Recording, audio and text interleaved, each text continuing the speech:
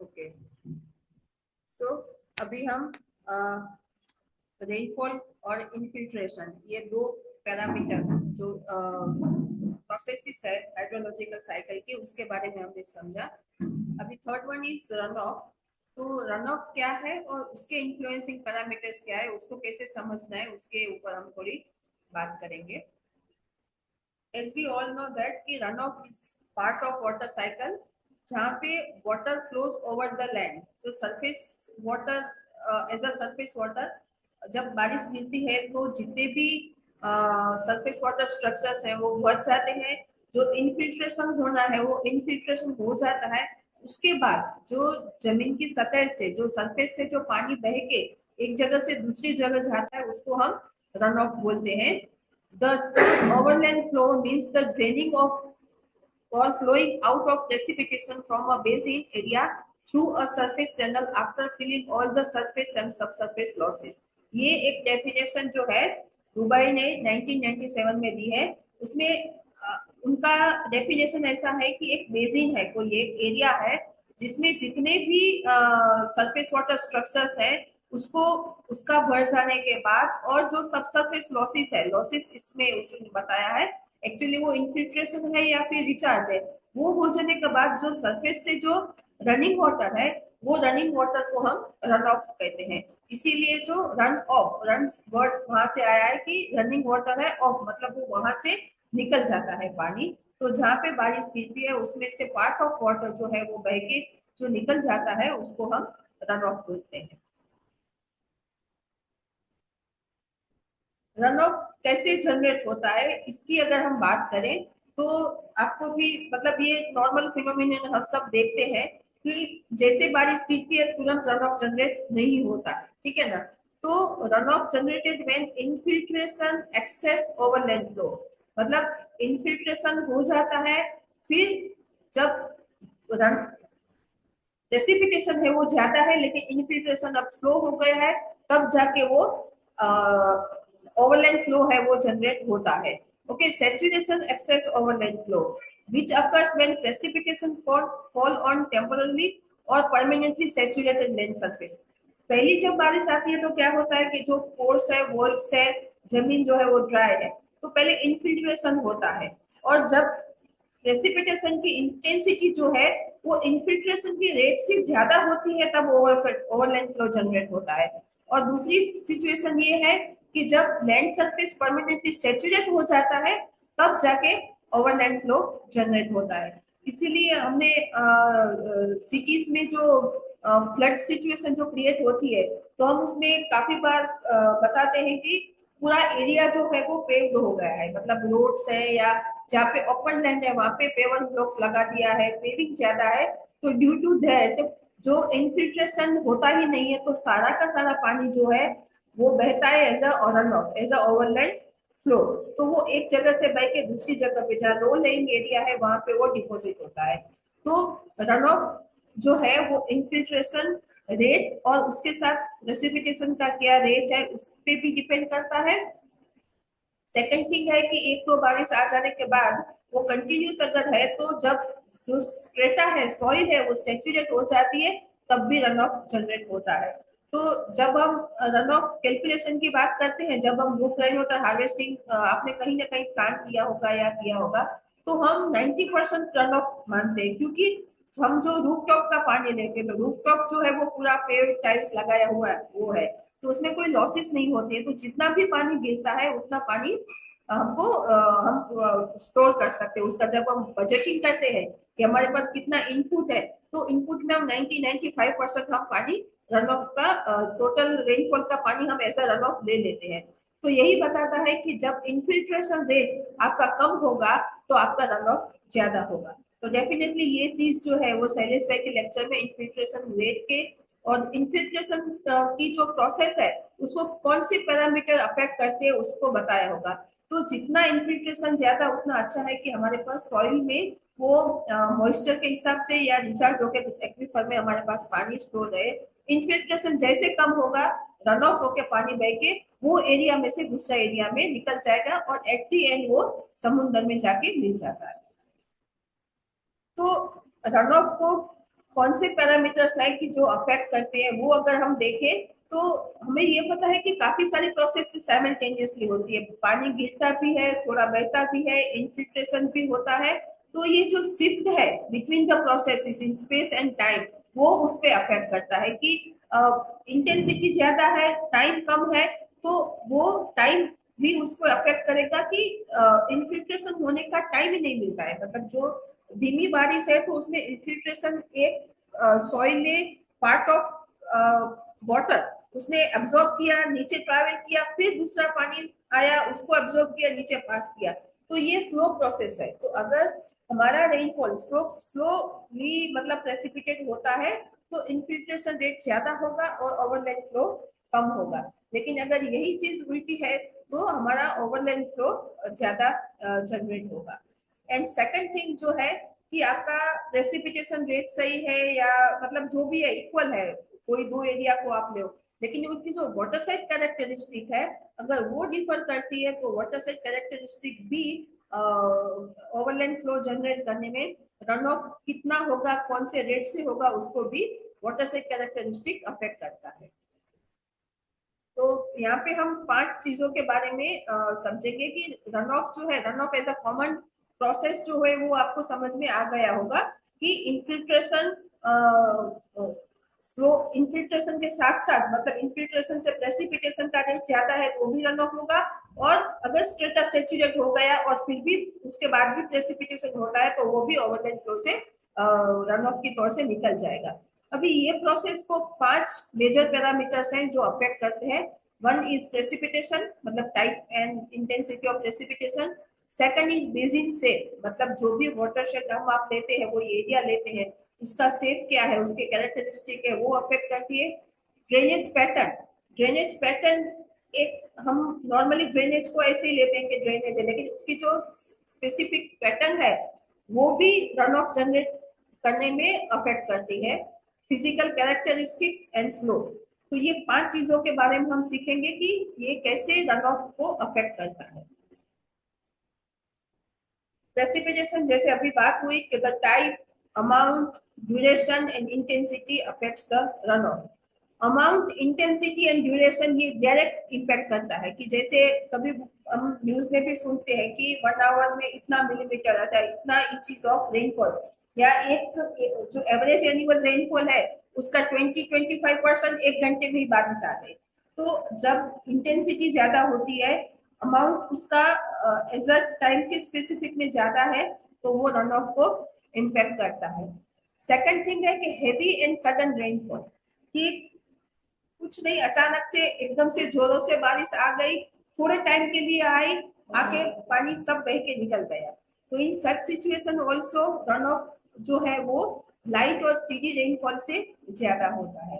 And the form of the precipitation, वो हम यहाँ पे हमारे पास पानी बरसता है मतलब लिक्विड फॉर्म में है, लेकिन जब स्नो के फॉर्म में होता है तो उसका प्रेसिपिटेशन एज अ स्नो है, तो उसका रन ऑफ का जो पूरा कैलकुलेशन या पूरा जो डेफिनेशन है वो बदल जाता है, क्योंकि स्नो जो है वो सीधा बहता नहीं है, तो जब वो मेल्ट होगा तब जाके बहेगा। तो ये जो type and form of precipitation है वो रन ऑफ के अमाउंट पे अफेक्ट करता है। ये हर्टन करके एक साइंटिस्ट थे, रॉबर्ट ई हर्टन, इंजीनियर थे।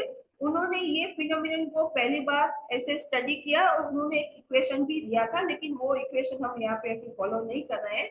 लेकिन उसने हर्टन ने ओवरलैंड फ्लो इस तरीके से बताया है कि when rainfall intensity exceed the infiltration capacity. अभी ये समझ लीजिए। ओके, सो राइट हैंड साइड पे जो हिली एरिया बताया है और लेफ्ट हैंड साइड पे जैसे स्लोप है, मतलब तो जो स्लोप जो है वो राइट टू लेफ्ट है। तो आप देखिए कि इसका तीन डिवीजन किए हैं। जो राइट हैंड साइड वाला डिवीजन है दैट इज मतलब हिली एरिया है, और वहां पे जो ये ब्लू कलर का जो ऊपर स्ट्रिप दिखाई है वो वाटर है, मतलब रेनफॉल है, ठीक है ना। और ये ब्राउन कलर का जो है वो ओवरलैंड फ्लो की डेप्थ है, मतलब वो सॉइल के अंदर मॉइस्चर के रूप में उसको सेचुरेट करके पानी बहता है। तो हम देखेंगे कि जो हिल पे है तो वो ओवरलैंड फ्लो की जो थिकनेस है वो कम है, तो वहां पे इरोजन इतना नहीं होता है। लेकिन जैसे ही स्लोप बढ़ता है, आप मिडल पोर्शन में आइए, तो एक्टिव इरोजन होता है वहां से। जब स्लोप आता है तो एक्टिव इरोजन होता है, सेडिमेंट्स उसके साथ जाते हैं, वाटर की जो डेप्थ है वो भी ज्यादा है। और जब लो एरिया में आते हैं तब वहां पे वो सारी चीजें डिपॉजिट होती है, और ऊपर से जो पानी बहते निकलता है उसकी जो स्पीड है, उसका जो रेट है वो कम है। तो इस तरीके से वाटर इंजीनियर ने इस तरीके से पूरा रन ऑफ का ओवरलैंड फ्लो का एक पिक्चर जो है, एक स्टैंडर्ड वाटर शेड, एक स्टैंडर्ड लैंड प्रोफाइल जो है स्लोप के हिसाब से यहाँ पे दिखाने की कोशिश की है। अभी इसको एक चार्ट के हिसाब से हम समझते हैं कि रन ऑफ और इनफिल्ट्रेशन के बीच में कनेक्शन क्या है, रिलेशन क्या है, वो देखने की कोशिश करते हैं। ये जो हमारा जो चार्ट है उसमें वाई एक्सिस पे हमने लिया है इनफिल्ट्रेशन एंड रन ऑफ, मतलब नीचे लो एंड हाई है, और एक्स एक्सिस पे हमने टाइम लिया है। आप शुरू पे देखिए, जीरो पे देखिए कि ये जो ब्राउन कलर है that is run off, and blue colour है दैट इज इनफिल्ट्रेशन। और ऊपर जो ऑलमोस्ट एक हॉरिजॉन्टल एक लाइन दिखाई है that is of precipitation rate. अभी प्रेसिपिटेशन रेट ऑलमोस्ट समझ लीजिए कि एक तरीके का है, लेकिन जीरो टाइम पे देखिए वहां पे आपका इनफिल्ट्रेशन हाई है, क्योंकि पूरी की पूरी जो सरफेस है या टॉप सॉइल है वो ड्राई है। तो जैसे ही पानी आएगा वो 100% एब्जॉर्ब करेगा, मतलब हाईएस्ट इनफिल्ट्रेशन रेट जो है जब वो पहली बारिश गिरती है तब होता है।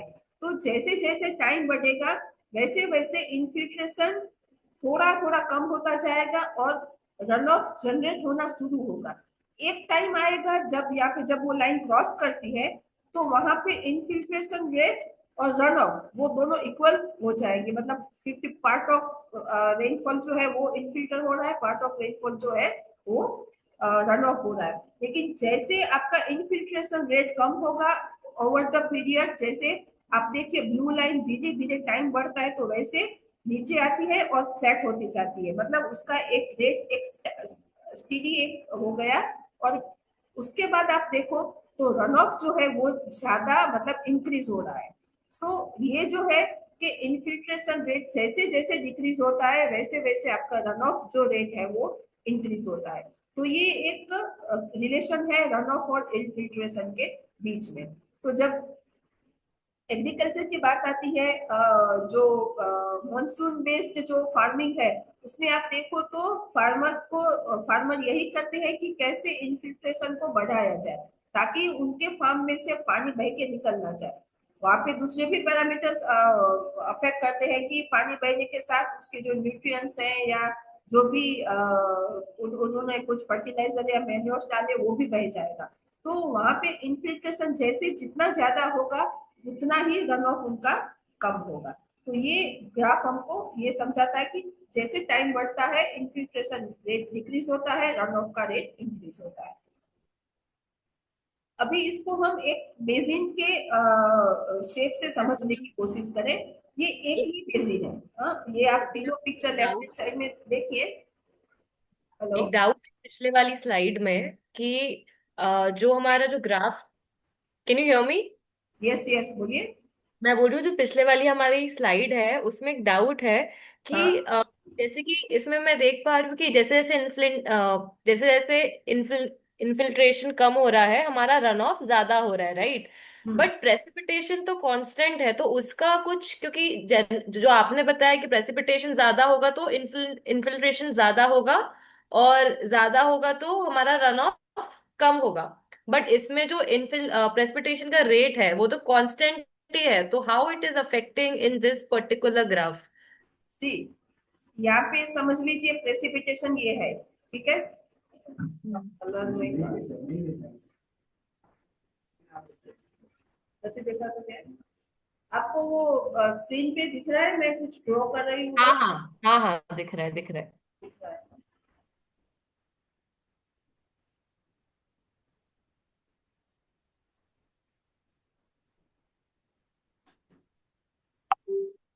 जैसे आपका यहाँ पे आपका रेन बारिश शुरू हुई, ठीक है। ये आपका हम्म। जीरो है, जीरो करेक्ट। टाइम। ओके। तो क्या होगा हम्म। समझ लीजिए आपका एक ही रेट से समझ लीजिए कि 20 मिलीमीटर पर आवर, ठीक है ना, वो रेट से आपकी हम्म बारिश कांस्टेंट जा रही है। यहाँ पे जब पहली बार हम्म बारिश गिरेगी तो क्या होगा कि आपकी जो ये सरफेस है, जो सॉइल है, वो एकदम से ड्राई हम्म, है। ओके, तो जो भी बारिश आएगी उसको वो एब्जॉर्ब कर लेगी। ठीक है। बारिश क्वांटिटी एक ही है, लेकिन उसके पास इतनी स्पेस है, उसके पास इतना टाइम है कि वो पानी को एब्जॉर्ब करके सीधे का सीधा हम उसको वो डाउनवर्ड परकोलेट कर देती है। तो इसकी वजह से हम्म क्या होगा कि आपका यहाँ पे जो इनफिल्ट्रेशन रेट है वो हाई रहेगा, लेकिन आपको कुछ भी overland flow as such generate नहीं होगा, या फिर जनरेट होगा तो आगे जाके हम्म जमीन में वापस वो एब्जॉर्ब हो जाएगा। लेकिन एक हम्म टाइम ऐसा आएगा यहाँ पे कि जब आपकी बारिश गिरती है तो उसका ऑलमोस्ट 50% ऑफ पानी जो है वो अभी भी इनफिल्टर हो रहा है, और 50% पानी जो है बह के निकल जाता है। लेकिन एक टाइम के बाद आपका ये जो डिजाइन है वो पूरा का पूरा सेचुरेट हो गया है। तो अभी उसको क्या करना पड़ेगा, उसके नीचे के डिजाइन में उसको परकोलेट करने की जरूरत पड़ेगी। यहाँ पे भर गया है तो उसको वापस, जैसे मुझे भूख लगी है तो आप जो भी खाना देंगे पहले मैं अब्सॉर्ब कर लूंगी, दूसरा ले लूंगी, लेकिन मुझे जब पास ऑन करना है तो एक टाइम चाहिए। तो ये डिजाइन में जब पानी आएगा, ये पूरा सेचुरेट हो गया, तो ये यहाँ पे जब पास होगा तब जाके यहाँ पे स्पेस होगी। तो इसमें उसको बहुत टाइम लगता है। जब टाइम की बात आती है तो अगर यहाँ पे एब्जॉर्ब नहीं हुआ तो आपका जो रन ऑफ का जो रेट है वो बढ़ सकता है। तो यहाँ पे बारिश वही रेट से गिरती है, लेकिन इनफिल्ट्रेशन जो है वो उसको, एक ऊपर का जो स्ट्रेटम है वो सेचुरेट हो गया है, अभी वो नीचे और परकोलेट करने के लिए उसका उसके लिए जो टाइम लगता है वो ज्यादा है। तो वो उसकी वजह से आपका जो ओवरलैंड फ्लो जो है वो जनरेट ज्यादा होता है। ठीक है। ठीक है, यहाँ पे चीज ये है कि समझ लीजिए यही सिचुएशन है, लेकिन आपका आपका जो इंटेंसिटी है, ये एक नॉर्मल हम्म बारिश की बात हुई है। अगर इंटेंसिटी आपकी ज्यादा है तो शायद आपका जो ग्राफ है वो सीधा ऐसे ही हो सकता है, सीधा सीधा ऐसे ही हो हम्म। सकता है। ठीक है ना, इन्फिल्ट्रेशन का आपको चांस ही नहीं मिला जब आपका इंटेंसिटी बहुत ज्यादा है तब। हम्म मैम मैम इसका मतलब नीचे जो हम परकोलेशन का भी वो बात कर रहे हैं, तो हाँ, परकोलेशन का रेट और उस पे भी डिपेंड रहेगा ना, इन्फिल्ट्रेशन का यस, वो टाइम और वो सब। यस, इसीलिए आप देखिए कि जो हार्ड रॉक एरिया है, ठीक है ना, एक हर एक हम्म, पैरामीटर क्यूमुलेटिव अफेक्ट करता है। हम बारी बारी एक एक पैरामीटर समझ रहे हैं। आपका स्लोप भी है और हार्ड रॉक है, तो आप सोचिए इन्फिल्ट्रेशन रेट क्या होगा, कुछ होगा ही नहीं ज्यादातर। ठीक है ना, तो जो कम भी होगा। पानी है वो बह के निकल जाएगा। जैसे आपका स्लोप कम होता है, दैट मीन्स जो, इसीलिए तो वो जो ऊपर वाला जो हमारे ये है, यहाँ पे आप देखिए कि ये आपका पूरा का पूरा रन ऑफ हो रहा है यहाँ पे। ठीक है, लेकिन जैसे आप यहाँ पे आए आपको एक सेडिमेंट्स मिले हैं, ये अगर दोनों सेम हो रहे हैं, ये जो है ये आपका सेडिमेंट है। तो सेडिमेंट में उसको इन्फिल्ट्रेशन होने की अपॉर्चुनिटी मिलती है। ठीक है ना, तब जाके आपका ओवरलैंड फ्लो थोड़ा स्लो होता है, लेकिन पानी पहले जब यहाँ पे आएगा तो और ज्यादा इनफिल्टर होगा। सो स्लोप यस। भी अफेक्ट करता है, आपका रेनफॉल की इंटेंसिटी भी अफेक्ट करती है। वही एरिया में अगर हाई इंटेंसिटी से बारिश हुई तो भी ओवरलैंड फ्लो ज्यादा होगा, लो इंटेंसिटी है तो कम होगा। तो ऑल द पैरामीटर्स अपने अपने हिसाब से उसमें कंट्रीब्यूट करते ही है। क्लियर? इनफैक्ट मान इनफैक्ट इस ग्राफ में रन ऑफ और रेनफॉल दोनों पैरेलल जा रहे हैं, बिकॉज एक मोमेंट पे इन्फिल्ट्रेशन कम हो गया and then they both follow the same graph, yes, लाल क्योंकि और है ना। हाँ, यस, ये क्यों? पार्ट जो है, क्योंकि ये यहाँ हाँ पे स्टेडी हो गया है, ठीक है ना, हाँ स्टेबल हो हाँ, गया है, तो जो भी आएगा वो सीधा का सीधा इस पे अफेक्ट रन होगा। ऑफ ही जाएगा, हाँ, रन यहाँ ऑफ ही पे क्या जाएगा। था कि ये दोनों एक्टिव है। ठीक है ना, अभी ये यहाँ पे कोई प्रोसेस नहीं हो रही है, तो ये जो भी आया सीधा रन ऑफ होके निकल गया। क्लियर? Yes yes.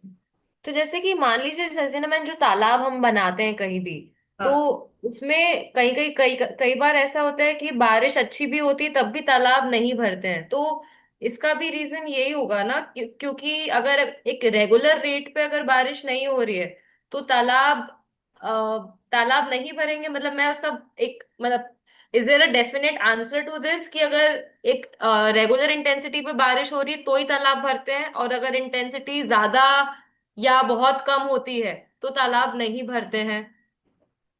हाँ ठीक है। हाँ हाँ, वो हम बाद में समझेंगे, लेकिन अगर यहाँ पे आपका आई तालाब है, गेस आपका कैचमेंट ये है, ठीक है ना, ये समझ लीजिए उसका एक कैचमेंट है, ठीक है ना, ये आपका तालाब है, यहाँ पे पानी आता है।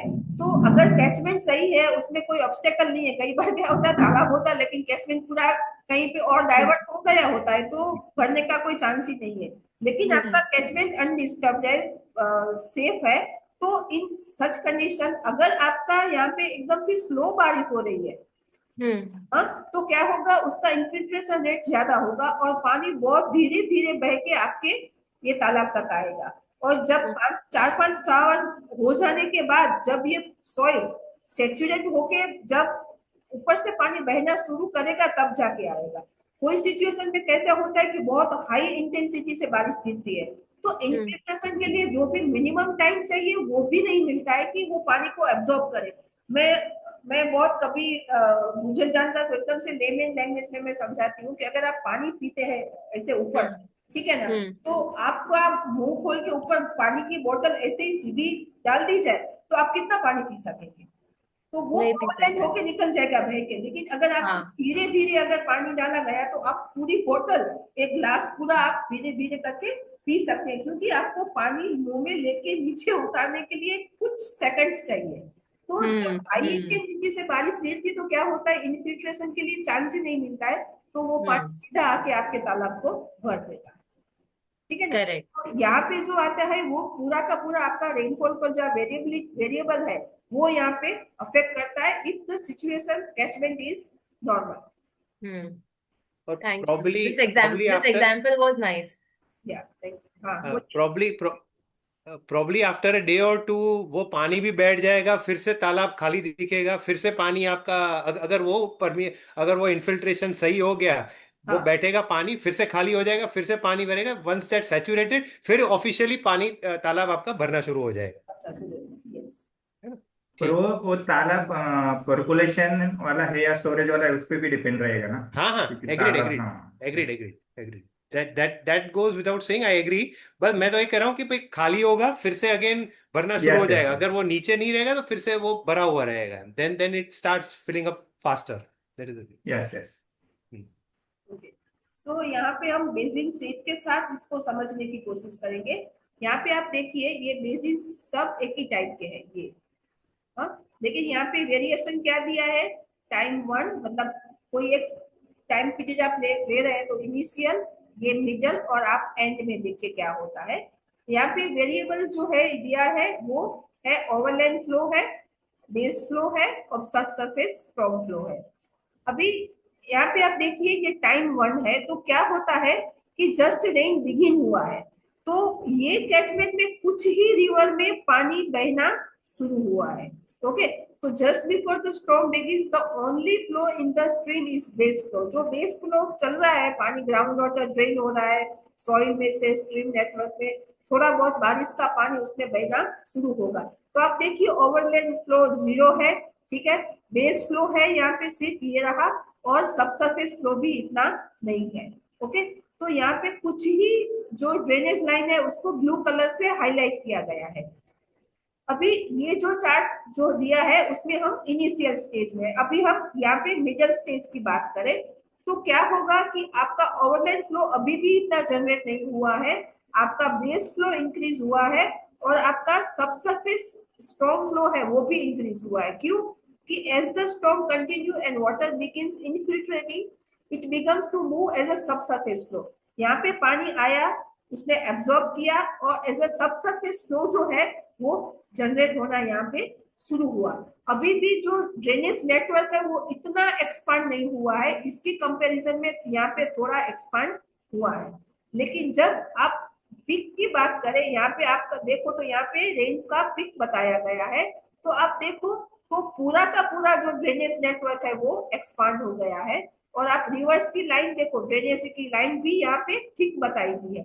तो यहाँ पे क्या बताते हैं कि ये आपका बेस फ्लो भी हो गया सेचुरेट, आपका सबसरफेस फ्लो भी सेचुरेट हो गया तब जाके क्या होगा, ये ओवरलैंड फ्लो ये टाइम 2 तक जो एक मतलब बहुत मिनिमल है, वो सीधा आपका हाई होके पानी आपका वाटरशेड से बह के बाहर निकल जाएगा। तो आप जो तालाब के बारे में बात कर रहे हैं ना, जो तो समझ लीजिए ये उसका वाटरशेड है और यहाँ पे तालाब है, तो ये इस सिचुएशन में नहीं भरेगा। यहाँ पे थोड़ा बहुत पानी आएगा, लेकिन जब ये सिचुएशन आएगी तो आपका तालाब जो है वो पूरा भर जाएगा। तो एक स्टैंडर्ड एक अगर बेसिक है तो उसके साथ इस तरीके के से जो प्रेसिपिटेटेड रेन है, मतलब पानी है, वो इस तरीके से फ्लो होके कैचमेंट से बाहर निकलेगा। तो टाइप ऑफ वाटरशेड है वो भी इस तरीके से रन ऑफ की क्वांटिटी और उसके रेट पे अफेक्ट करता है। यहाँ पे हमने एक हाइड्रोग्राफ बनाने की कोशिश की है, जिसमें हमने लिया है आपका बेसिन का स्केल लिया है और शेप लिया है। समझ लीजिए हम यहाँ पे स्केल की बात कर रहे हैं। पहले हम ये जो है स्केल की बात करें फर्स्ट चार्ट में, तो एक बड़ा वाटरशेड है, उसका अगर छोटा ही एरिया है, समझ लीजिए 1 स्क्वायर किलोमीटर का बेसिन एरिया है, तो क्या होगा, यहाँ पे रिवर का डिस्चार्ज बताया है और यहाँ पे हमारा टाइम बताया है। ठीक है, तो क्या होगा, फट से बेस फ्लो जनरेट होगा और फिर वापस फ्लैटन हो जाएगा। लेकिन अगर आपका एरिया जैसे जैसे बढ़ता है, तो जैसे हमने प्रीवियस स्लाइड में देखा कि ड्रेनेज नेटवर्क एक्सपांड होगा, जैसे जैसे ड्रेनेज नेटवर्क एक्सपांड होगा उसको कुछ टाइम लगेगा ओवरलैंड फ्लो जनरेट करने के लिए। तो यहाँ पे कुछ टाइम के बाद ओवरलैंड फ्लो जनरेट होगा और एक टाइम तक वो चलने के बाद फिर फ्लैटन होगा। लेकिन जब आपका एरिया और बड़ा है आपका वाटरशेड, तो आपका ड्रेनेज नेटवर्क और ज्यादा एक्सपांड होगा, तो एक काफी टाइम के बाद वो ओवरलैंड फ्लो जनरेट होगा और एक लार्ज टाइम मतलब लॉन्ग टाइम के लिए आपका ओवरलैंड फ्लो जो डिस्चार्ज जो है वो ज्यादा टाइम तक वो स्लोली स्लोली वो उसमें से बह के निकलेगा। तो जितना आपका बेसिन छोटा है तो आपका राइज एंड फ्लो फॉल जो है वो जल्दी होगा। जैसे जैसे आपका बेसिन एरिया बढ़ता जाता है, आपका जो टाइम के हिसाब से राइज एंड फ्लो जो है वो धीमे होता जाता है। ये हुआ बेसिन स्केल की, एक ही टाइप का बेसिन है, लेकिन इसका स्केल आप 1 किलोमीटर स्क्वायर किलोमीटर से 100 स्क्वायर किलोमीटर की बात आई तब का। लेकिन यहाँ पे अगर हम शेप की बात करें तो ये जैसे इलोंगेटेड शेप है, तो इलोंगेटेड शेप में क्या होगा कि उसको बहुत ही शॉर्ट रिवर लेंथ है, ठीक है ना, फर्स्ट ऑर्डर की हिस्ट्री में सारी की सारी, ये एक मेन है लेकिन सारी की सारी फर्स्ट है, तो तुरंत ही पानी कलेक्ट करके वो मेन रिवर को कंट्रीब्यूट कर देती है। तो इन सच सिचुएशन क्या होता है कि सबका बेसिन एरिया 100 स्क्वायर किलोमीटर ही है। ओके, तो यहाँ पे बेसिन स्केल की बात नहीं है, लेकिन स्लोप और शेप की बात है। तो आप यहाँ पे फर्स्ट केस में देखिए तुरंत ही राइज हुआ, तुरंत ही फॉल हो गया, क्योंकि आपका बेसिन इस हिसाब से है। लेकिन आप यहाँ पे आएंगे तो यहाँ पे थोड़ा और वाइडन हुआ है, तो आपका धीमे से राइज होता है और धीरे धीरे फॉल होता है। लेकिन एकदम से जेंटली स्लोप्ड है, हर एक रिवर को पानी कलेक्ट करके फर्स्ट से सेकंड ऑर्डर, सेकंड से थर्ड ऑर्डर, तब जाके वो एट द एंड वो मेन रिवर में मिलता है। तो इन सच केस जो है उसमें आपका बहुत धीरे धीरे राइज जनरेट होगा और बहुत धीरे धीरे फ्लो होगा। तो ये ज्यादा स्टीडी सिचुएशन है। तो आप जब हमारे एरिया का जब वाटरशेड बाउंड्री डिलिनिएट करके, ये हमारे पास हमको नेक्स्ट सेशंस में आएंगे, तो अगर हम बेसिन का शेप भी देखें ना, तो उस हिसाब से हम ये प्रेडिक्ट कर सकते हैं कि हमारे एरिया में रन ऑफ किस स्पीड से जनरेट होगा। अब ड्रेनेज पैटर्न की बात करें, वो वही जो प्रीवियस स्लाइड जो है उसी को रिफ्लेक्ट करती है, लेकिन यहाँ पे हमने स्पेसिफाइड किया है कि ये ड्रेनेज पैटर्न जो है वो आप देखो तो ये यहाँ पे बाइफर्केशन रेट 0 है, मतलब सीधा यहाँ पे मिला, सीधा यहाँ पे मिला, तो सब फर्स्ट ऑर्डर की ही स्ट्रीम्स है। तो इन सच सिचुएशन वो एकदम से डिस्चार्ज होके पानी खत्म हो जाएगा। लेकिन जब मोर कॉम्प्लिकेटेड है, देखिए आप फर्स्ट ऑर्डर, सेकंड ऑर्डर और थर्ड ऑर्डर, मतलब इनिशियल जो है उसको फर्स्ट बोलते हैं, फिर ये आपकी सेकंड ऑर्डर है और ये आपकी थर्ड ऑर्डर है, तब जाके ये यहाँ पे पानी मिलता है। तो इस तरीके का जो कॉम्प्लिकेटेड है तो उसको एक टाइम लगता है और फिर उसका रन ऑफ की क्वांटिटी भी ज्यादा होती है और उसका ये फ्लो होता है। तो इस तरीके से हम हमारी ड्रेनेज पैटर्न को भी स्टडी करके रन ऑफ का थोड़ा अंदाजा हम यहाँ पे लगा सकते हैं। सिमिलरली यहाँ पे हम हाइट की बात करें तो सॉरी स्लोप की बात करें तो जैसे हाइट होगी इंटेंसिटी एंड स्लोप प्रॉपर्टीज जो है वो रन ऑफ को अफेक्ट करती है। यहाँ पे आप देखो ये हाइट है और ये डिस्टेंस है, तो जितना स्टीप स्लोप होगा आपका जो हाइड्रोग्राफ है वो ऐसे बनेगा, लेकिन आपकी हाइट कम है और डिस्टेंस ज्यादा है तो आपका प्रोफाइल ऐसे बनेगा। तो जैसा लैंड प्रोफाइल है वैसा ही आपका रन ऑफ का जो डिस्चार्ज का जो पीक है वो ऐसे बनेगा। लैंड यूज हम सब जानते हैं कि लैंड यूज एंड वेजिटेशन जो है वो भी रन ऑफ को अफेक्ट करता है। कि आप रूरल एरिया में चले जाओ जहाँ पे ओपन ग्राउंड है तो वहाँ पे इन्फिल्ट्रेशन का पॉसिबिलिटीज है, लेकिन अर्बन एरियाज में जहाँ पे roads and buildings and paved areas है वहाँ पे इम्परवियस सरफेसेस है तो वहाँ पे ज्यादा रन ऑफ जनरेट होता है। वेजिटेशन है तो वो क्या करता है कि और थ्रू दैट रूट्स वो एब्जॉर्ब वाटर जो इनफिल्टर्ड वाटर है उसको और डाउनवर्ड पर्कुलेट करने के लिए और डाउनवर्ड इनफिल्टर करने के लिए प्रमोट करता है। लेकिन वो अगर नहीं है, वेजिटेशन भी नहीं, ऐसे बैरन लैंड है तो उसके वेजिटेटिव जो एरिया है उसके कंपैरिजन बैरन लैंड में भी रन ऑफ ज्यादा होगा। तो ओपन ग्राउंड एंड उसके साथ वेजिटेशन है तो वो मैक्सिमाइज करता है इनफिल्ट्रेशन रेट को।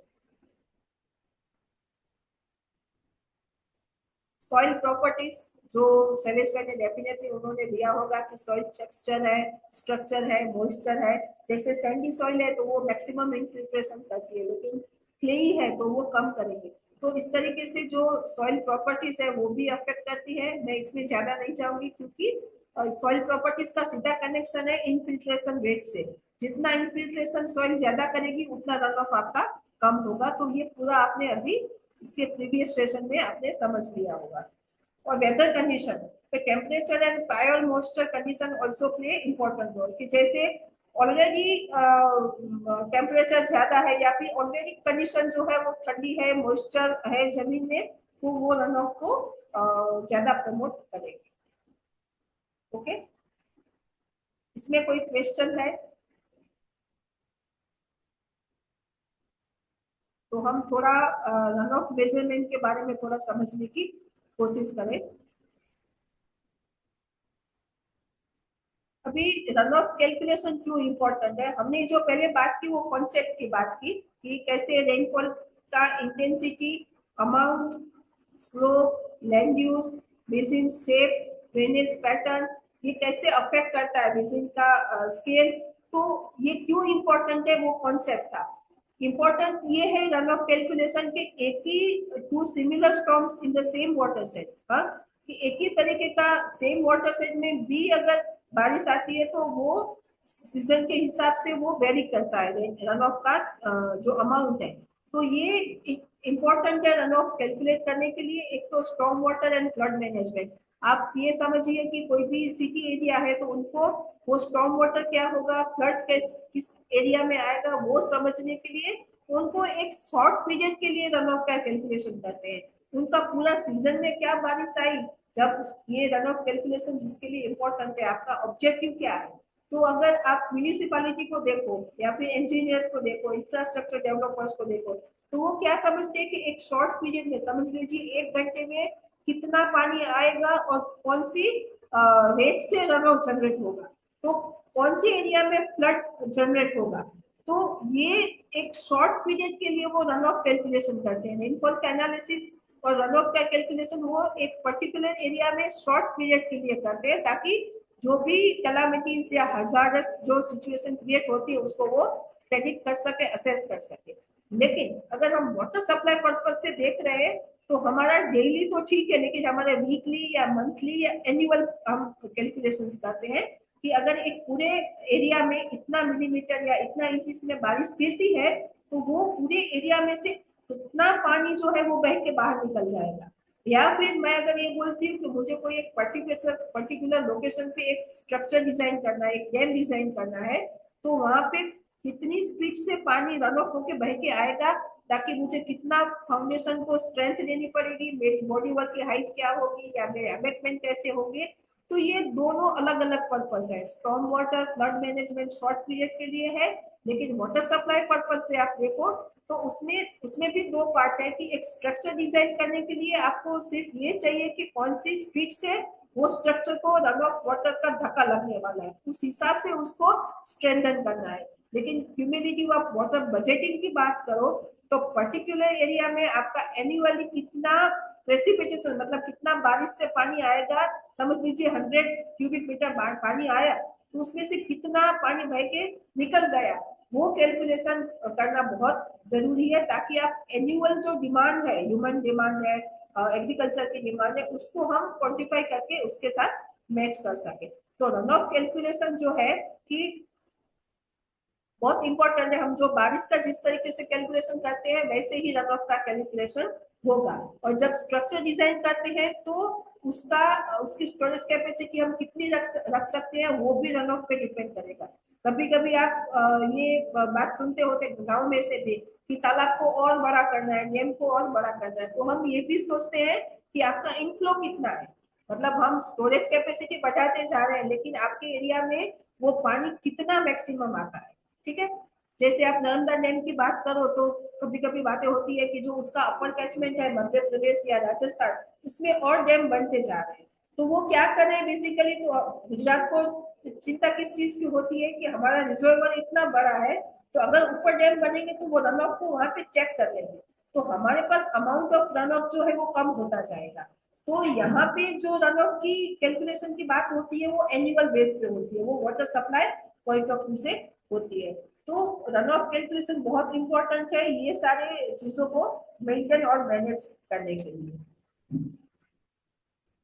अभी अगर हमको रन ऑफ को कैलकुलेट करना है तो हमें क्या क्या डेटा चाहिए, एक तो हमको रेनफॉल की क्वांटिटी चाहिए, हाँ, कि कितना एनुअली आपका एवरेज एनुअल रेनफॉल क्या है, हमको रेनफॉल का पैटर्न चाहिए कि रेनफॉल जैसे हमने आगे समझा कि रेनफॉल प्रेसिपिटेशन की जो इंटेंसिटी जो है, जो रेट से पानी बारिश गिरती है वो समझना बहुत जरूरी है। जितनी ज्यादा इंटेंसिटी आपका रन ऑफ ज्यादा होगा। ओके, फिर स्ट्रीम गेज का हमको डेटा चाहिए और मेजिंग क्या है, मेजिंग का कैरेक्टरिस्टिक हमको पता होना चाहिए कि जैसे अभी हमने समझा स्लोप है या लैंड यूज है, ये दोनों उस पर ज्यादा अफेक्ट करते हैं। अभी यहाँ पे रन ऑफ के कैलकुलेशन के लिए हमने बार्लोस की मेथड जो है वो ज्यादा रिलेवेंट लग रही है, तो हमारे लेवल पे हम और भी काफी सारे मेथड्स हैं, लेकिन बार्लोस ने जो रन ऑफ मेथड सजेस्ट की है वो दोनों चीजों को मिला के उन्होंने सजेस्ट किया है कि आपकी रेनफॉल के पैटर्न क्या है और सेकंड थिंग इज आपका कैचमेंट टाइप क्या है। तो ये दोनों को मिला के उन्होंने बार्लोस ने रन ऑफ मेथड सजेस्ट किए। बार्लोस बेसिकली वो इंडिया के hydro electric survey of India जो है उसमें चीफ इंजीनियर थे और उन्होंने एक स्मॉल कैचमेंट को स्टडी किया था और उसके आधार पे उसने एक कैलकुलेशन डिराइव किया था। अभी वो कैलकुलेशन काफी जगह पे टेस्ट किया गया तो ऑलमोस्ट वो कहीं ना कहीं मतलब जो रियल डेटा है उसके साथ मैच कर रहा है, तो इसीलिए हम बार्लोस की मेथड से रन ऑफ को कैलकुलेट कर सकते हैं हमारे एरिया में। अभी ये बार्लोस ने जो इक्वेशन दिया है रन ऑफ का, R stands for run of is equal to K into P। अभी जो K है दैट इज परसेंटेज कोफिशिएंट और P जो है प्रेसिपिटेशन। सो यहाँ पे आप देखो तो ये आपके पास टोटल अमाउंट आया है, समझ लीजिए ये 100 है, तो 100 क्यूबिक मीटर समझ लीजिए आपके पास बारिश आई, तो आपका जो परसेंटेज है ये कोफिशिएंट हमको जानना बहुत जरूरी है कि आपका रेनफॉल इंटेंसिटी और आपका कैचमेंट कैरेक्टरिस्टिक क्या है, बेस्ड ऑन दैट इसमें से कितना परसेंटेज ऑफ पानी जो है वो आपका बह के निकल जाएगा। तो अगर आपको पता चला कि मेरा 30% जो है वो कोफिशिएंट है, तो आपको पता चल जाएगा कि मेरा एक्चुअली 30 क्यूबिक मीटर जो पानी है वो मेरा रन ऑफ होके निकल जाएगा और 70 क्यूबिक मीटर पानी जो है वो जो हाइड्रोलॉजिकल साइकिल की जो दूसरी प्रोसेसेस है, इनफिल्ट्रेशन है, ग्राउंड वाटर रिचार्ज है, सरफेस स्ट्रक्चर पे पानी भरता है, इवन इवोपरेशन है, वो बाकी का जो पानी 70 है वो उसमें रह जाएगा। तो थ्रू दिस हम दो चीजों, ये एस्टिमेशन बेसिकली दो चीजों को क्लियर कट दिखाता है। आप ये एक बेसिन है, ठीक है ना, तो इसमें से जो भी ड्रेनेज नेटवर्क है, तो यहाँ पे अगर मैं बोलती हूँ कि 100 पर क्यूबिक मीटर अगर पानी गिरा, तो यहाँ पे हमने दो डिवीजन कर दिए। एक तो बेसिन से बाहर गया पानी, उसको हम बोलते हैं run off, and that is 30 cubic metre. तो इसका मतलब ये हुआ कि इस बेसिन में मेरे पास 70 क्यूबिक मीटर पानी है। तो एज अ प्लानर हमको ये तो देखना है कि हमारा पानी कितना बह के निकल गया, तो ये आगे के इकोसिस्टम के लिए भी इम्पोर्टेंट है। लेकिन मेरे पास अगर ये 70 है, तो वो 70 को कैसे मैनेज करना है, ठीक है ना। तो जब, और हमने जो वाटर डिस्ट्रीब्यूशन की पहली स्लाइड में हमने देखा था कि 38% जो 1% फ्रेश वाटर है उसका, उसको भी अगर 100 माना जाए, तो सॉइल मॉइस्चर में हमारे पास 38% है। तो नॉर्मली जब डेवलपमेंट सेक्टर की बात आती है तो ये समझते हैं कि हमारे पास कितना रन ऑफ, अच्छा 30 क्यूबिक मीटर पानी हमारा बह के निकल गया। अरे उस 30 को छोड़िए, आपके पास ऑलरेडी बेसिन में 70% है, तो how you are managing that 70%।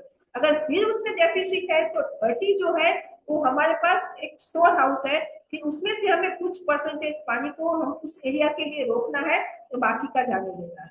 तो ये रन ऑफ का जो कैलकुलेशन का जो इम्पोर्टेंस है वो ये है कि हम किस तरीके से हमारे बेसिन में ऑलरेडी जो पानी रुकता है, रह जाता है, उसको हम कैसे मैनेज करते हैं। एक्स्ट्रा जो डेफिसिट है उसमें हम रन ऑफ को कंसीडर करें, ना कि रन ऑफ पे हमारा 100% फोकस होना चाहिए। तो यहाँ पे इनफैक्ट मैम अभी राजस्थान के पॉलिसी लेवल पे ना इस चीज को इम्प्लीमेंट करने की लॉन्ग टर्म विजन है, लेकिन द हाँ आइडिया इज के जहां से फ्लड का एक्सेस जा रहा है हाँ उसको कैनाल नेटवर्क से ड्राउट एरिया में डाइवर्ट करने की कोशिश करें। So I think basically this is the principle कि आपका रन ऑफ जो एक्सेस रन ऑफ है उसको you make it to use into the drought area. तो दिस इज ये लॉन्ग टर्म वाला प्लानिंग अभी गवर्नमेंट इसको देख रही है, टाइम लगेगा, लेकिन बेसिकली यही प्रिंसिपल है यस कि this is how it will be done. ठीक यस। है। मैम मैम एक क्वेश्चन था। जो आपने बार्लोस रन ऑफ मेथड का फॉर्मूला दिखाया, उसमें जो परसेंटेज कोएफिशिएंट है वो हम कैसे फिक्स करते हैं कि इस एरिया में कितना कोएफिशिएंट है, और सॉइल के बेस से कैसे फिक्स करते बस इसी हैं? का टेबल मैं अभी दिखा रही हूँ आपको कि अभी आगे टेबल आएगा। तो बार्लोस जो है उसने दो पैरामीटर्स को कंसीडर किया है, बेसिक कैरेक्टरिस्टिक एंड रेनफॉल। तो पहले बेसिक कैरेक्टरिस्टिक हम समझ लेते हैं। उसने कोई भी एरिया को मेजर 5 क्लासेस में डिवाइड किया है, A B C D E। तो जो क्लास ए है वो बता रहे हैं कि वो फ्लैट कल्टिवेटेड लैंड है, मतलब एकदम से जेंटल स्लोप है, एकदम एल्यूवियल प्लेन्स है। ओके,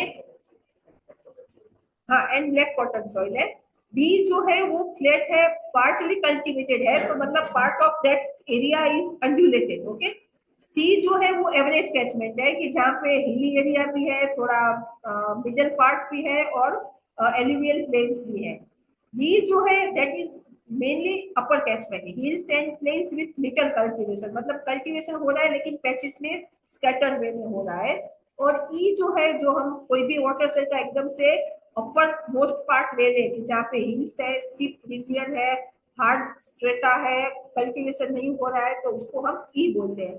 तो इस तरीके से बार्लोस ने कोई भी कैचमेंट को ये 5 जो कैरेक्टरिस्टिक उसमें डिवाइड किया है। तो अगर आप कोई एक एरिया का कैचमेंट ले लो, तो ये है ना कंप्लीटली ई होगा आपका। मैं कोई एक कैचमेंट को नहीं कर रही हूँ, लेकिन आपका, आप सिर्फ यहाँ पे वाटर सेट की बात कर रहे हैं, तो ये ई होगा आपका। थोड़ा आप नीचे आएंगे, यहाँ पे आपका वाटर सेट है, तो आपका डी होगा। ये पूरा का पूरा अगर आप देखा जाए ना, तो ये आपका सी होगा। ओके, लेकिन यहाँ पे अगर आप आते हैं,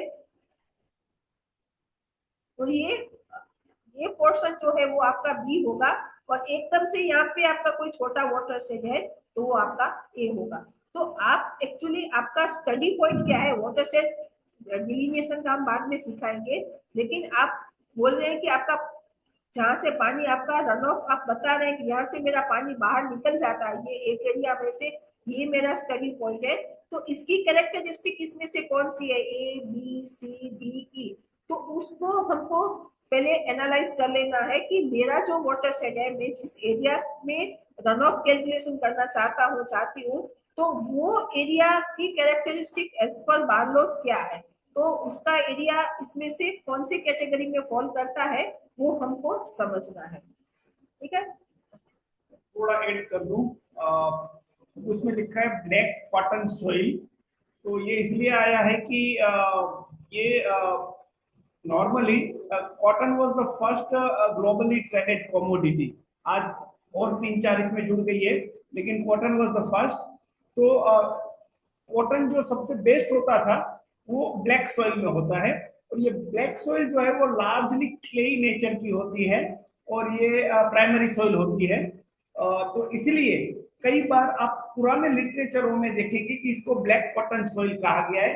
वो इसलिए कहा गया है क्योंकि जो जगह पे कॉटन कल्टीवेशन के लिए जो सॉइल अच्छी पाई गई थी उसके लिए ये वर्ड यूज होना शुरू हो गया। अदरवाइज इसको पर से सॉइल को कॉटन से कोई लेना देना नहीं है। वो समय कालखंड था कि जब हमें यहाँ से मैनचेस्टर कॉटन भेजना था, लैंकशायर के लिए कॉटन भेजना था, तो कॉटन के लिए बेस्ट सॉइल कौन सी है वो ढूंढी जा रही थी। इसलिए कई बार आपको पुराने सॉइल क्लासिफिकेशन में इस तरह के वर्डिंग यूज करने को दिखेंगे। अदरवाइज कॉटन वर्ड का सॉइल के साथ ऐसे कोई रिलेशन नहीं है। ओके, सो फिर जो रेनफॉल क्लासिफिकेशन है उसको उन्होंने 3 कैटेगरी में डिवाइड किया है। हम हमारे एरिया के हिसाब से इसको थोड़ा बहुत मॉडिफाई कर सकते हैं कि समझ लीजिए कि 25 मिलीमीटर पर डे, उससे भी अगर कम है तो उसको लाइट कैटेगरी में माना गया है। 25 to 75 मिलीमीटर पर डे तो उसको मीडियम, एंड अगर more than 75 millimetre per day, एक ही दिन में 75 मिलीमीटर से ज्यादा अगर बारिश हो जाती है तो उसको कंटिन्यूअस डाउनपोर की कैटेगरी में डाला गया है। अभी हमारे पास ये 2 कैटेगरी आ गई है, तो हम इसको यहाँ पे समझने की कोशिश करेंगे। उसमें नेचर ऑफ रेनफॉल जो हमने लाइट, मीडियम और कंटिन्यूअस डाउनपोर ये पहले समझा, और ये कैचमेंट टाइप हम यहाँ पे देख ले ABCDE। तो हमको ये देखना है कि हमारा जो एरिया है, बेसिन है, इसमें से कौन सी कैटेगरी में है। पहले हमको ये समझ लेना है कि हमारे एरिया का रेनफॉल का पैटर्न जो है, तो जो हमने पहले सेशन में बात की कि हमें हमारा रेनफॉल पैटर्न समझ लेना जरूरी है। आप पिछले 100 ईयर्स का डेटा देख सकते हैं। जैसे मैं, ऐसा भी नहीं है कि आप 100 ईयर्स के डेटा देखो और सिर्फ उसी को मान के चलो। कभी कभी क्या होता है कि 100 ईयर्स का डेटा आपको एक पिक्चर देते हैं, लेकिन अगर आप एक्सट्रीम हाई या एक्सट्रीम लो का स्टडी करेंगे और अगर वो कोई एक पीरियड में ही कंटिन्यूअसली चेंज हो रहा है, जैसे कच्छ की बात करें तो आई थिंक 2008-9 के बाद इतना ड्राउट कंडीशन नहीं हुई है।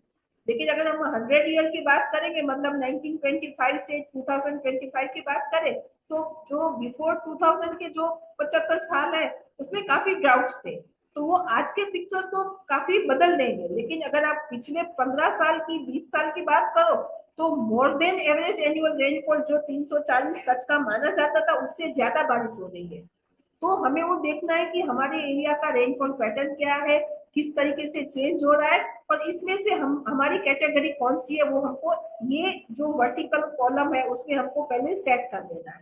ठीक है, अभी आप आपका कैचमेंट देखिए। जो मैंने पहले बताया कि आपका कैचमेंट टाइप ए है, मतलब एकदम से ए से आप ई तरफ जाते हो तो आपका स्लोप बढ़ता है। ओके, तो फ्लैट है या फिर एकदम से हिली है, यहाँ पे फ्लैट है और यहाँ से एकदम से हिली एंड स्टीप स्लोप है।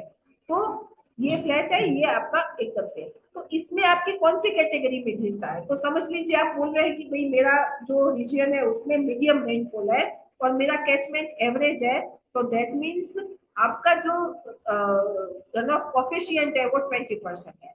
मतलब अगर 100 मिलीमीटर 100 क्यूबिक मीटर बारिश गिरती है तो इसमें से आपका 20 क्यूबिक मीटर पानी जो है वो बह के उस पॉइंट से बाहर निकल जाएगा, मतलब फर्दर मेन स्ट्रीम में जाएगा, और 80 क्यूबिक मीटर पानी जो है वो आपके कैचमेंट में रहता है। अभी वो 80 क्यूबिक मीटर आपका सरफेस स्टोरेज हो सकता है और आपका इनफिल्ट्रेशन से सॉइल मॉइस्चर हो सकता है या ग्राउंड वाटर रिचार्ज भी हो सकता है। ठीक है ना। तो थ्रू दिस कोफिशिएंट टेबल से हम हमारे एरिया का रन ऑफ को हम एस्टिमेट कर सकते हैं। यहाँ पे एक चीज बहुत ध्यान में रखने की जरूरत होती है, वो होती है यूनिट्स, क्योंकि हमारे पास रेनफॉल जो है वो मिलीमीटर और इंच में होता है। यहाँ पे आपको जो दो खास करके आपको पैरामीटर चाहिए वो है आपका रेनफॉल है, आपका बेसिन का एरिया है, और उससे रेनफॉल और बेसिन के एरिया से आप, ये आपका बेसिन है, ठीक है, तो उसका आपको एरिया लेना पड़ेगा पहले, ठीक है। तो एरिया आपका आप स्क्वायर मीटर में ले रहे हैं, हेक्टर में ले रहे हैं, वो आपको देखना है। उसपे जो आपका एवरेज एनुअल रेनफॉल है वो आप किस यूनिट में ले रहे हैं, मिलीमीटर में ले रहे हैं, इंच में ले रहे हैं, तो ये दोनों का जो यूनिट है वो इक्वल होना चाहिए। ये दोनों का मल्टीप्लिकेशन आपको पी देगा, मतलब प्रेसिपिटेशन देगा। और ये प्रेसिपिटेशन के साथ जब आप कोफिशिएंट को जोड़ते हैं तब आपको आपका ये पी इंटू कोफिशिएंट है वो आपको आपका रन ऑफ देगा, ठीक है ना। तो इतना कैलकुलेशन करने के बाद ये आपको मिलेगा। लेकिन यहाँ पे इम्पोर्टेंट चीज है कि आपको यूनिट जो आप ले रहे हैं कैलकुलेशन में उस पे आपका फोकस होना चाहिए। उसके बारे में आपको वो एक ही सिंगल यूनिट से ही दोनों को मल्टीप्लाई करना है। शिवाली, हाजिर है। जी शैलेश भाई। आपका जो क्वेश्चन था कि तालाब भरता नहीं है तो क्या ये रेनफॉल पैटर्न इसके लिए रिस्पॉन्सिबल है, तो देख लीजिए बार्लोस के मेथड में मान लीजिए कि आपका कैचमेंट टाइप जो था वो सी टाइप का है, तो अगर वो लाइट रेन होता है तो 16% के का वैल्यू आएगा। अगर वो कंटिन्यूस डाउनपोर टाइप का है तो 32 आएगा। तो डेफिनेटली आप समझ के चलिए कि ये बारिश किस तरह का हुआ है उसके ऊपर है। जैसे इस बार बहुत भुज में अगर आप वॉल्यूमेट्रिकली देखें तो बारिश की क्वांटिटी बहुत हुई है, लेकिन बहुत मतलब कंटिन्यूस डाउनपोर वाला सिचुएशन अभी तक नहीं बना है। तो इसलिए हमारा जो हमीरसर तालाब है उसमें बहुत पानी नहीं आया है। पानी ओवरलैंड फ्लो जनरेट हुआ था इसलिए कुछ पानी आया है, लेकिन बहुत नहीं आया है। तो ये एक था। और तो अजय, वो जो हमीरसर तालाब है उसका कैचमेंट एरिया किस टाइप, कौन से टाइप वाले में वो अभी रहने देते हैं, वो अपने आप में आएगा? तो दो तीन कैचमेंट का मिलान है उसमें। जब आप यहाँ पे आएंगे तब आपको कैचमेंट पे दिखाने ले जाएंगे उसका।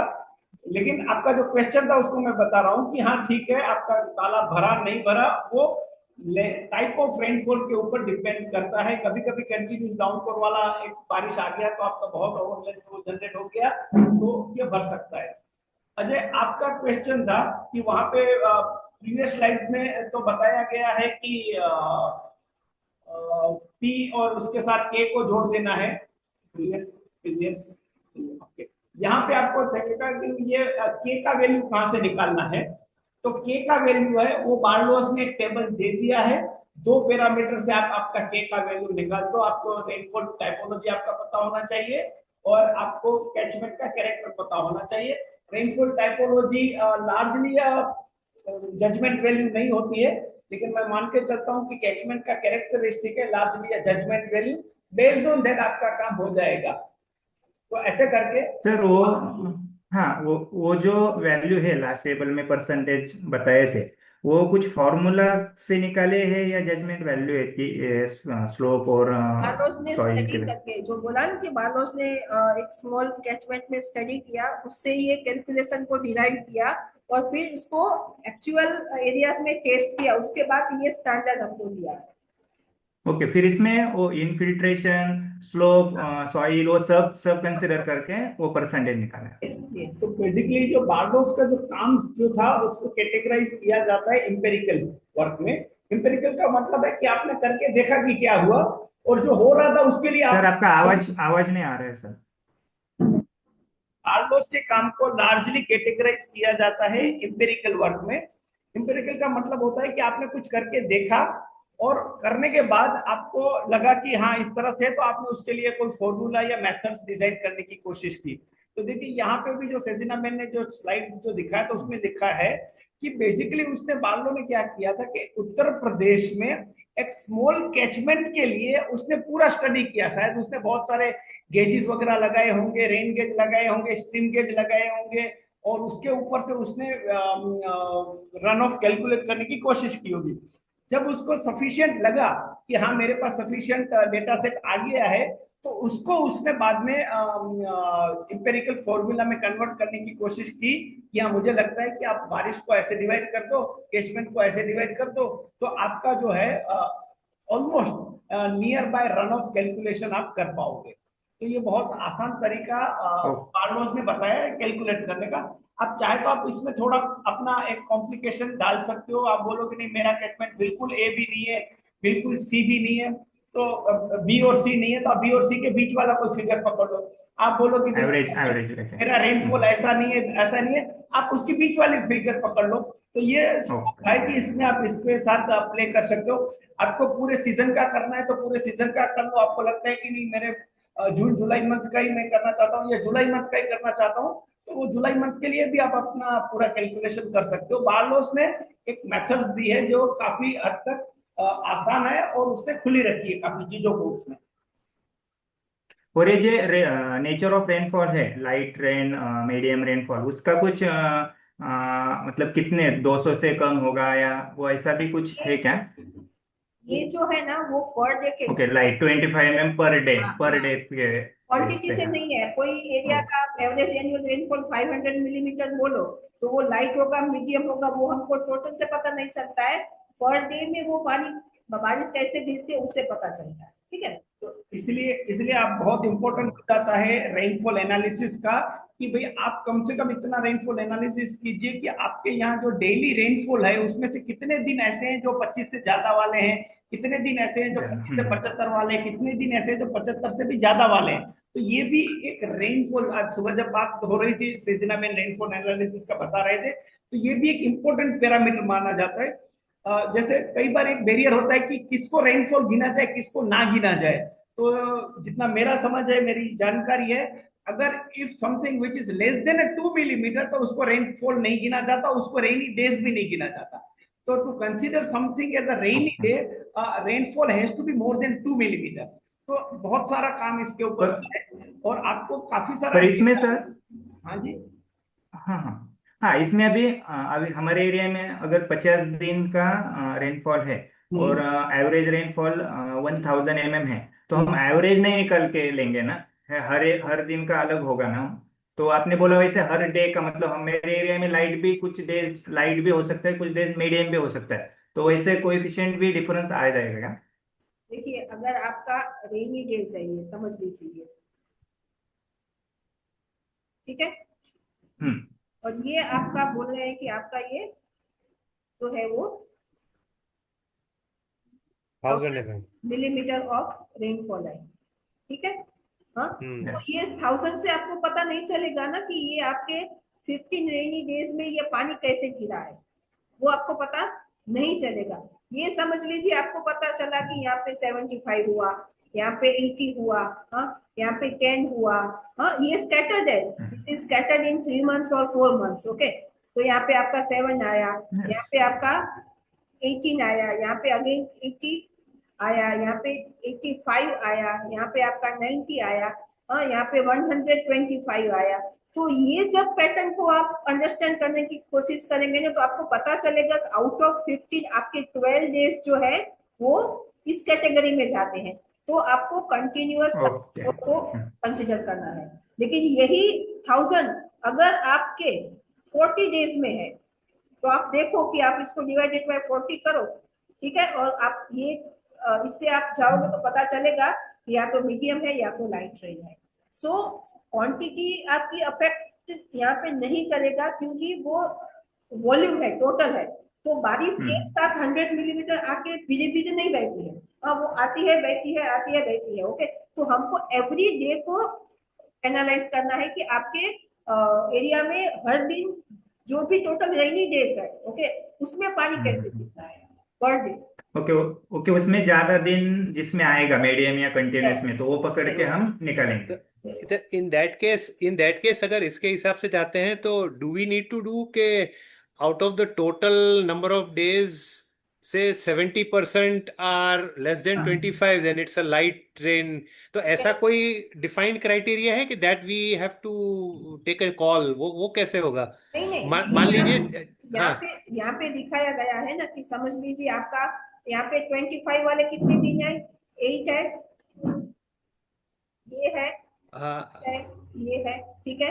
फिर 20 जी, 70 कौन से हैं आपके, तो आप दूसरे ले लो। नहीं, हाँ, दैट इज फाइन मैम। मैं इतना ही पूछ रहा हूँ कि मान लीजिए वी आर एनालाइजिंग पूरी एक सीजन में हम लोगों ने 50 दिन का, जैसे अजय बोल रहे हैं, 50 दिन का एनालिसिस किया। तो हाँ उसमें से इज देयर एनी स्टैंडर्ड के within those rainy days हाँ कितने, अगर ये परसेंटेज रेंज में, sorry, percentage days are less than 25, then it's a light rain. If this is if ये रेंज में आता है तो मीडियम में, ऐसा कोई स्टैंडर्ड है कि नहीं वो नहीं, ऐसा कोई स्टैंडर्ड नहीं है, ऐसा नहीं है ना? हाँ, ठीक है, नहीं। ठीक है। लेकिन आपको लगे कि समझ लीजिए 50% से ज्यादा डेज आपके हाई हाँ है, तो आप कंटिन्यूस हाँ डाउन को देखिए। जब हम इंजीनियरिंग स्ट्रक्चर की बात करते हैं ना, तो हमें ज्यादा सिक्योरिटी पॉइंट ऑफ व्यू से जाना है। अगर 50% से जी। ज्यादा हमारा कंटिन्यूस डाउनफॉल है, तो we should consider in that category, okay. लेकिन अगर 50% से लाइट रेन है, तो जिसमें से ज्यादा जा रहा है उसको हमें, वो नेचर का रेनफॉल हमें कंसीडर करना है। राइट, ठीक। प्रशांत जी, आप इस टेबल को फिर कंसीडर करते हैं। मान लीजिए 20 दिन बारिश होती है आपके यहाँ, 20 दिन में से मान लीजिए कि 17-18 हाँ दिन आपकी जो बारिश जो है जी, वो 75 एवरेज हाँ से ज्यादा हो रही है, तो फिर आप कंटिन्यूस जी, डाउनफॉल को सिलेक्ट कर लीजिए। तो मान लीजिए कि हाफ ऑफ डे है, 10-12 डेज है जो आपका कंटिन्यूस डाउनफॉल है, और 8-10 दिन जो है वो आपका मीडियम रेनफॉल है। तो हो सके तो आप उसका एवरेज भी पकड़ सकते हैं, इस बीच वाला। ऐसा नहीं है कि आपको उसी को पकड़ना है, आप जी, उस बीच वाला भी बिल्कुल। कंसीडर मैं जैसे जैसे बिल्कुल आप मैं वही। एडिशनल कैरेक्टरिस्टिक को एवरेज कर सकते हैं, इसी वे में आप रेनफॉल को भी, if you wish you can do something average. But इसके लिए आपको better grip on the data होना चाहिए। बारलोज आपको रोकता नहीं है। बारलोज ने 7 से लेके 81 तक के में कुछ एक जनरल फिलोसॉफिकल अंडरस्टैंडिंग बताई है। नहीं, that is fine, that I got it. मैं तो ये समझ रहा था कि do we have any standards के, अगर within a given range of days हमारा अगर इतने परसेंटेज में, अगर इस रेंज में नंबर ऑफ डेज होते हैं तो इसको लाइट रेन की सीजन कही जा सकती है, मीडियम रेनफॉल की सीजन कही जा सकती है। मैं was just trying to understand that. नहीं, ऐसा नहीं, ऐसा ऐसा नहीं है। So we have to take a judgemental call yes, based, वो यस, स्टैंडर्ड नहीं होगा मेरे हिसाब से। 50% कैन गो, मैं गिनूंगा कि 50% मीडियम रेनफॉल में है, तो अजय गिनेंगे कि मीडियम मेरे लिए जो है वो रेंज में नहीं है, मेरे लिए ये रेंज में मीडियम रेनफॉल जा रहा है। सो वो इंडिविजुअल, वो स्टैंडर्डाइज यूनिवर्सल कहीं वो नहीं है। That is what I am trying to understand. Yes. ठीक है, ठीक है। मेरी सिर्फ इतनी रिक्वेस्ट है कि आप डेटा को एनालाइज कीजिए और डेटा से एक जजमेंट निकालने की कोशिश कीजिए। जी जी और जी। Try to avoid your gut feeling into this. मेरी गट फीलिंग है कि यहाँ तो कम बारिश होती है तो मैं लाइट ही पकड़ लूं, ऐसा मत कीजिए। नहीं, मैं डेटा डेटा को लेकर, एनालाइज कीजिए। नहीं नहीं, बिल्कुल बिल्कुल, मैं डेटा के एनालिसिस के बाद वाला स्टेप सोच रहा हूँ ठीक कि है। मैंने 50 दिन का एनालाइज किया, उसमें से there is no standardised method which says कि अगर आपका 50 दिन में से इतने 25% अगर नंबर ऑफ डेज आर दिया तो आपको लाइट रेन में जाना चाहिए, मीडियम रेन में जाना चाहिए। ऐसा कोई स्टैंडर्ड नहीं है। मैं डेटा एनालिसिस के बाद की बात कर रहा हूँ। I got your point, I got your point. लेकिन जी। वहां पे आपने देखा होगा देर इज पी इंटू के। पी जो है वो हाँ, रेनफॉल है, वो इट्स एवरेज एनुअल रेनफॉल है। आपको रेनफॉल, पकड़, रेनफॉल एवरेज एनुअल नहीं, रेनफॉल, वो ठीक है, एरिया में गिरती बारिश की क्वांटिटी है। हाँ, वो ये गलत मत करना, वो ठीक है। मिलीमीटर वहां पे मत लिख देना, ओके। हाँ हाँ। वो मिलीमीटर से क्यूबिक क्यूबिक मीटर। मीटर में कैसे कन्वर्ट करना है ये आज का विषय नहीं है। नेक्स्ट टाइम आपसे पूरा नहीं नहीं, मैथ दैट इज करवा फाइन, आई लेंगे। Got it. ओके। शैलेश भाई, कुणाल को कुछ क्वेश्चन है। हाँ हाँ हाँ, बोलिए। वही अभी हमारा ध्यान गया, हमने कोई स्क्रीन चेंज किया इसलिए। हाँ बोलिए जी, कुणाल जी। तो सर मेरा क्वेश्चन था कि जब हम एक वाटर शेड एरिया देखते हैं, आवाज आ रही है? हाँ जी, हाँ हाँ हाँ, जी। बोलिए बोलिए। हाँ हाँ, तो सर एक जब हम वाटर शेड एरिया देखते हैं, बेसिन देखते हैं, तो फिर हमें ऐसा देखना पड़ेगा क्या, ABCDE ये कैटेगराइज करेंगे हम लोग उसको, और फिर उसमें जो रन ऑफ होगा, तो रन ऑफ हम लोग सब ऐड करेंगे हर एक एरिया का to get overall run off the watershed. देखिए, इस मुद्दे को हम नेक्स्ट टाइम छेड़ेंगे, क्योंकि देखो ओके वाटर शेड में चलिए। ऐसा होता है कि वाटर शेड में we have to first clarify the study point, क्योंकि जो स्टडी पॉइंट्स है वहीं से हम्म। वाटर शेड बनता है। वाटर शेड छोटा बड़ा कुछ भी हो सकता है। तो based on the study point, the area interest point, we can decide कि अब वाटर शेड को कैसे देखना है। तो ये नेक्स्ट टाइम पे है, लेकिन ओके हाँ हो सकता है कि आप उसको वाटरशेड का पूरा एरिया फ्लैट नहीं होगा, पूरा एरिया हिल नहीं होगा। दैट्स व्हाई बार्लोस ने भी उसमें बीच में एक एवरेज का दिया है कि भाई आपका एवरेज वाटर है कि half land is agriculture, half land is हिली टेरेन, तो उसमें से आप कुछ निकाल लो ऐसे करके। लेकिन मान लीजिए कि आपका वाटरशेड हिल की बॉटम में ही खत्म हो रहा है, then your 100% area will be either in a C or either in a D. Okay. और शैलेश भाई, जब हम लोग रेनफॉल गिनने की बात कर रहे हैं, तो सपोज जैसा सजना मैम ने कहा कि कच्छ में 2008 तक एक रेनफॉल का पैटर्न दिख रहा था और उसके बाद एक पैटर्न दिख रहा है। तो जनरली अगर मुझे कोई एरिया स्टडी करना है तो मैं फिर एक ऐसा 10-10 साल का रेनफॉल की मेजरमेंट्स को एवरेज करके फिर ऐसा देखना पड़ेगा, मतलब एवरेज रेनफॉल लेना पड़ेगा मुझे, कैसे रेनफॉल देखना पड़ेगा? देखिए, एवरेज एनुअल रेनफॉल क्या है कि आप ये नहीं देख रहे हैं कि कौन से साल में क्या बारिश ओके। है, ठीक है ना। आपने टोटल 100 ले लिया, उसका सम करके उसको डिवाइड कर दिया, लेकिन उसके साथ हमको ये ओके। देखना है कि आपका जो मिनिमम लोएस्ट रेनफॉल कितने साल में, कौन से साल में, और हाईएस्ट क्या है। तो जब आप वो ओके। देखेंगे ना कि जैसे मेरा एवरेज 400 आ रहा है, लेकिन मेरे पिछले कुछ साल है जिसमें मेरा रेनफॉल जो है 450 या 500 जा रहा है, दैट मीन्स कि कुछ पैटर्न जो है वो रिसेंट ईयर्स में चेंज हुई है। तो उसपे ओके। से डेटा जो है ना, उसको आप मतलब वो क्या बोलते हैं, उसको कैसे भी आप उसका मॉडलिंग कर सकते हैं, है ना। तो अगर आप उस पर फोकस करेंगे तो आपको पता चलेगा कि एक्चुअली वो जो एवरेज एनुअल रेनफॉल के पैटर्न कंटिन्यूसली मतलब फॉलो हो रही है या रिसेंट ईयर्स में कुछ चेंज हो रहा है।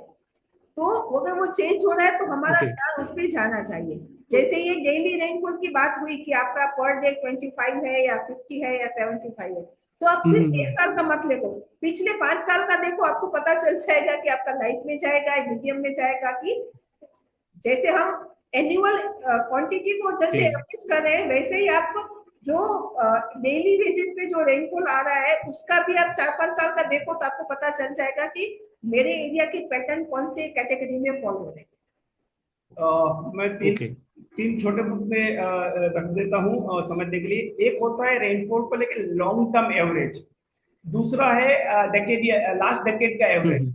तो मान लीजिए कि अगर आपका लॉन्ग टर्म एवरेज और लास्ट डेकेड के एवरेज में सिग्निफिकेंट फर्क नहीं है तो आप ज्यादा चिंता ना करें, लेकिन मान लीजिए कि फर्क है तो फिर मैं मान के चलता हूं कि आप लास्ट डेकेड का डेटा जो है एवरेज है उसको आप अच्छे से लीजिए, क्योंकि अब आगे हमको उसी पैटर्न पे आगे बढ़ना है। 100 साल पहले जो हमारे पास in Kutch we have a data from 1890 और 1870 ऑनवर्ड्स। तो अब तब उस डेकेड में क्या हुआ तो उसका इतना रिलेवेंस नहीं है आज हम प्लान करने जब जा रहे हैं। तो लास्ट डेकेड का हमारे लिए बहुत इंपॉर्टेंट है। तीसरा जो मैं मुद्दा रख रहा हूं जो हम बहुत अच्छे से यूज नहीं करते हैं वो है रोलिंग एवरेज। आप अगर म्यूचुअल फंड में इन्वेस्ट करते हैं तो आपको पता होगा कि म्यूचुअल फंड में रिटर्न को रोलिंग एवरेज के तौर पे देखा जाता है। तो हम उसको यूज नहीं करते, लेकिन हाँ you can also use rolling average वाला फॉर्मूला कि पिछले 30 साल के डेटा का मैं रोलिंग एवरेज 10 साल का देख लेता हूँ क्या आता है। तो वो भी आपको काफी कॉन्फिडेंस देगा कि हाँ आपका रेनफॉल किस तरह का हो रहा है। तो ये इस तरह का है, लेकिन डेली एनालिसिस के लिए थोड़ा और आपको मशक्कत करना पड़ेगा, तो थोड़ा और मेहनत करवाता है। लेकिन आपने देखा होगा कई बार डेटा पब्लिश होता है, ये दो चीज में होता है कि पर मंथ आपका कितना बारिश हुआ और उसके कितने रेनी डेज थे। तो ये ग्राफ है ना आपको काफी एरिया के बहुत इजीली मिल जाते हैं। तो वो बेसिकली बताते हैं कि भाई जून में इतना बारिश हुआ और एवरेज रेनी डेज इतने थे, जुलाई में इतनी बारिश हुई और एवरेज रेनी डेज इतने थे। तो अगर आपको मान लीजिए कि बहुत डेली का नहीं मिल रहा है डेटा, तो ये भी डेटा आपको सफिशिएंट इंडिकेशन कर देगा। लेकिन अगर आपके पास जुलाई महीने में कितना बारिश हुआ वही सिर्फ डेटा है तो उसको यू डोंट डिवाइड बाय 30 या 31, क्योंकि हर रोज बारिश नहीं हुई थी। बिल्कुल। Yes, thank you.